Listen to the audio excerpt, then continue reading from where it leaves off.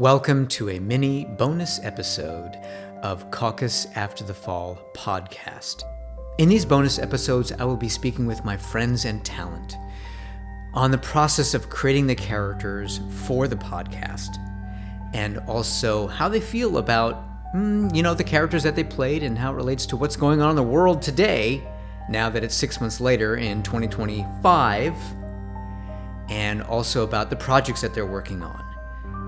And now, with no further ado, today we'll be speaking with Arshan Gailus.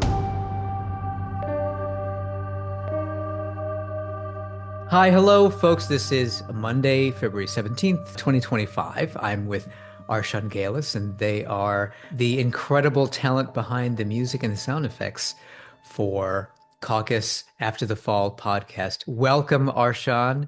It's great to see you after all this time. It's been about 6 months. Taya, good to see you too. Thanks so much for having me do this. This is glad to talk about this and all the stuff surrounding it too. So yeah. The process of creating the podcast from an actor standpoint was to give the talent opportunities to explore their own identities within the characters. So it wasn't really scripted so much as it was with points to be absorbed by them before we record. And there was a world book that went along with that, and you had a copy of that.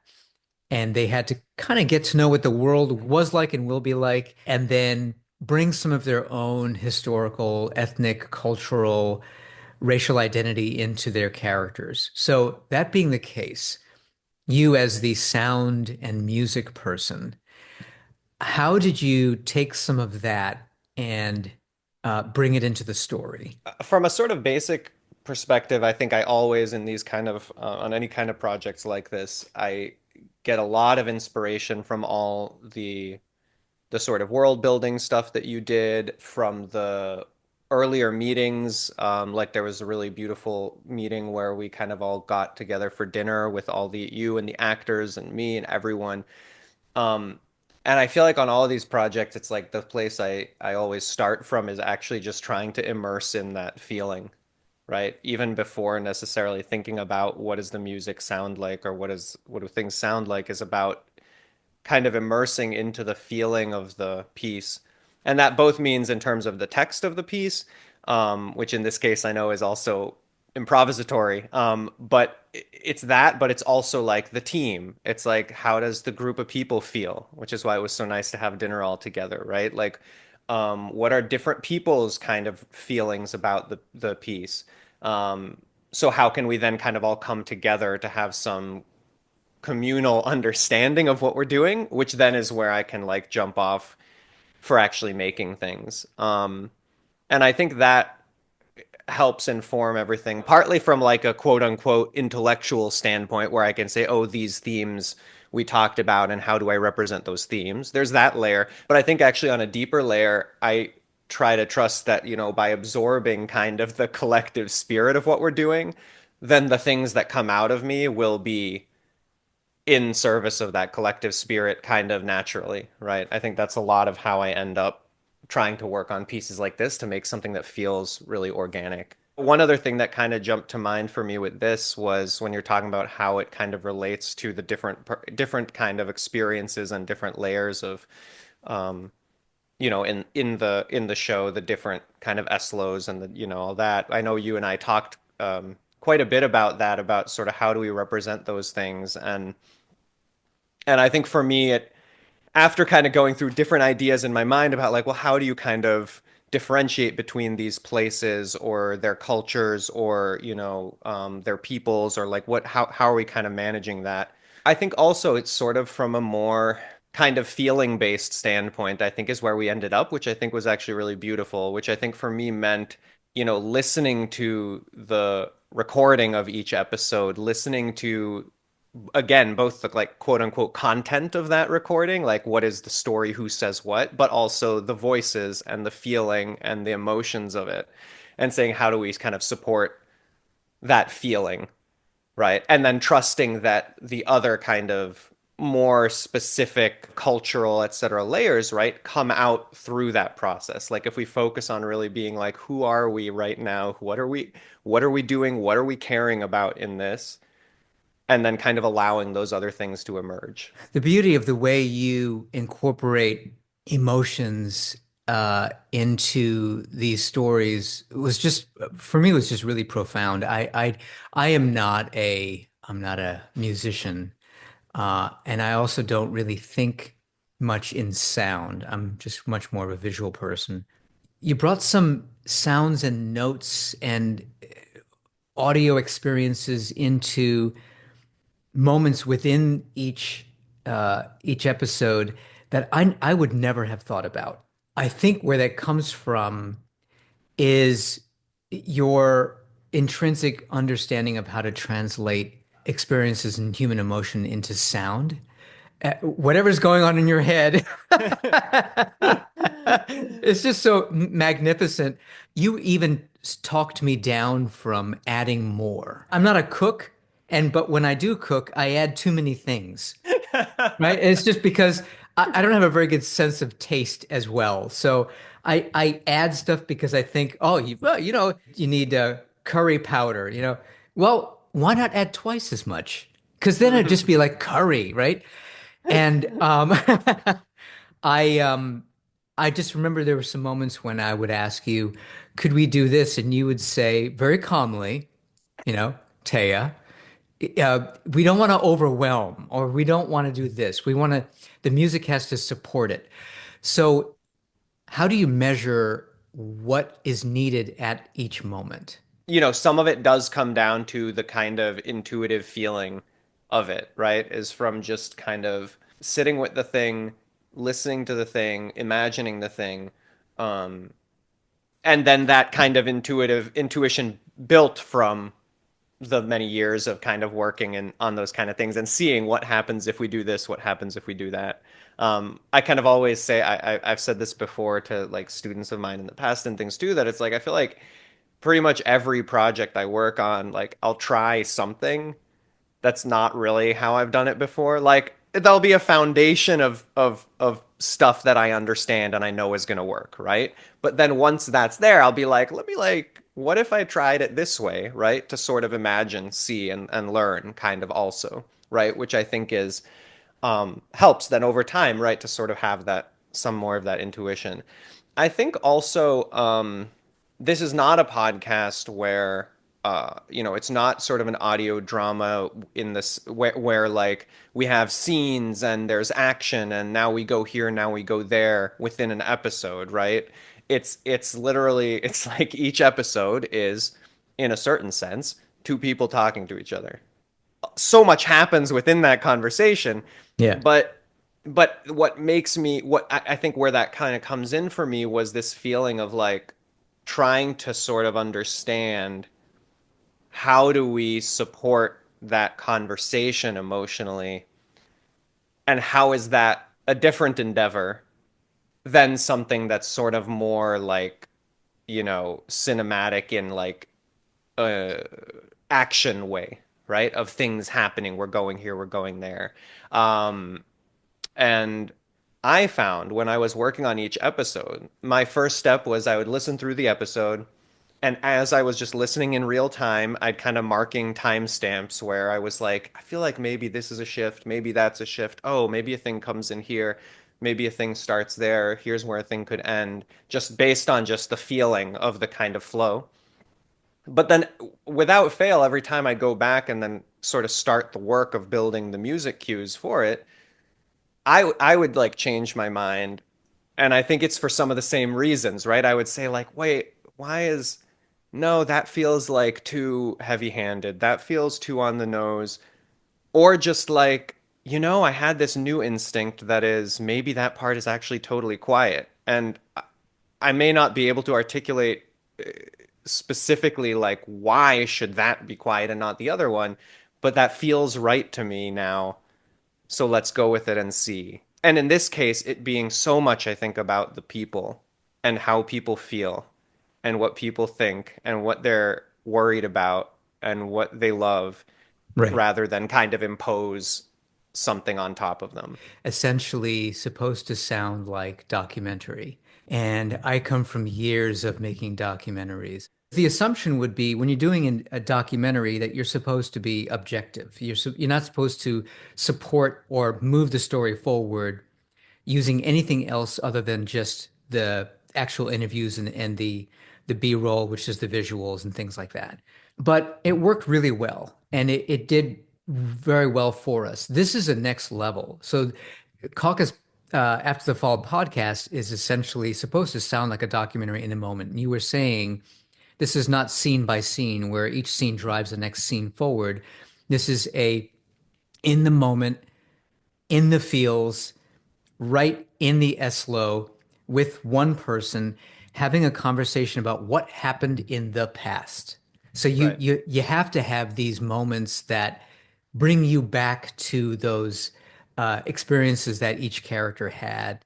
And you did that with such great craft. It's a documentary, but it's also we're watching the creation of a document, you know? So it's like and how to find that kind of middle nuance where yes, we can be cinematic at moments if we want, because we're then looking at these, it's about these two people, one of whom is creating a documentary, right? Right. But then at the same time, there's this influence that is how do we kind of keep the sort of light touch that would be warranted in a documentary so as not to kind of over push a kind of particular thing and let the people speak for themselves.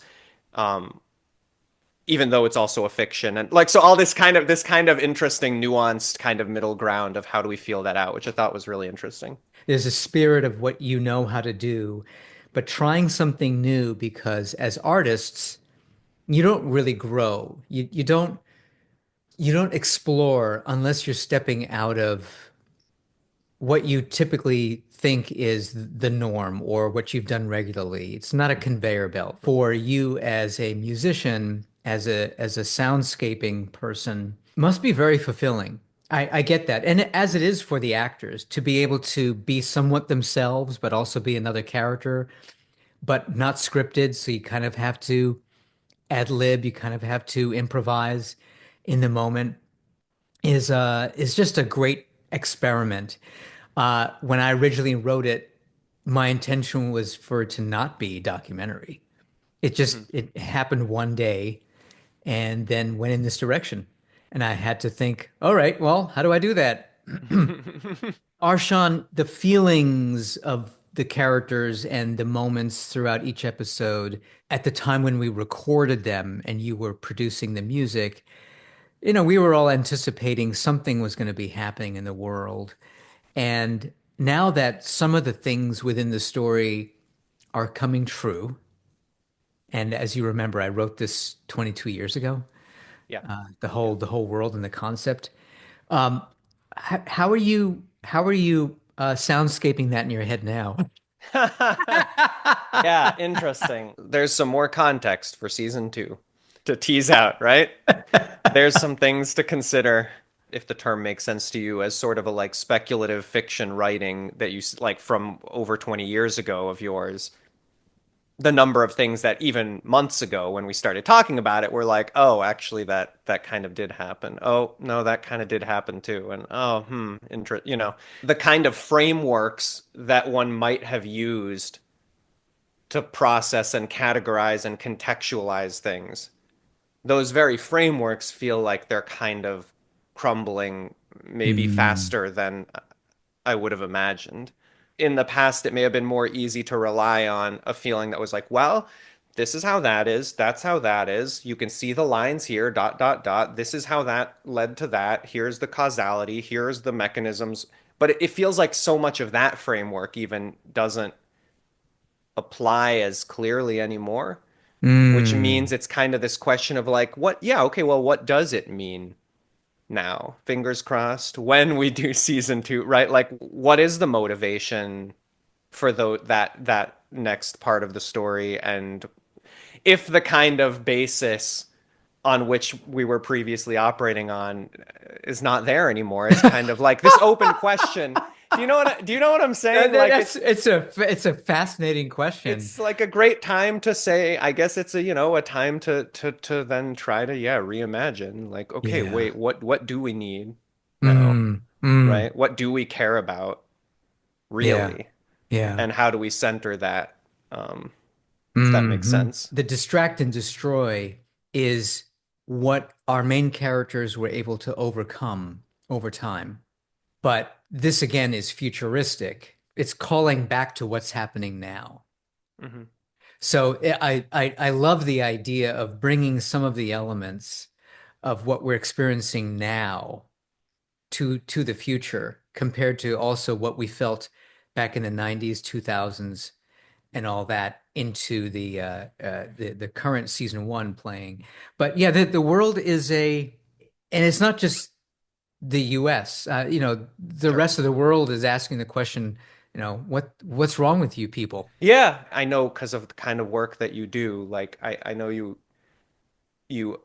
would understand this, but it's that kind of simultaneity of as like an artist, as a creator of things that you're like you create the thing that wants to be created, but you're also creating it because you're hoping to help in a certain way. Right? Like there's something you see that you're like, Yeah, I think we need this thing yeah, and I'm going to create it, right? So in this right, in so for right now it's kind of like, well, what is the thing? What are the things we need now? right, Right? That can and how can this support that, you know? right, right. To do art that matters. Yeah, 100%. absolutely. And that's another reason why I like working with you because you're not only really good with the sound, you have insight and empathy that is so important in the process of creating this kind of story. So what are you working on these days, Arshan? Right now, I'm actually right in the middle of tech rehearsals for a play Mhm. right now. So that's it's a new play called The Fig Tree and the Phoenix and the Desire to Be Reborn. In part, it's about 1988 Iran during war. It's about these kids trying to figure out what do they do with this situation. These like 8-year-old children. Also, then coming up, I'm going to be working on another play, which is Her Portmanteau, and that one too is so that has questions about sort of transcultural experience about Nigerian American family and kind of these different ideas of family and also about this sort of transcultural experience.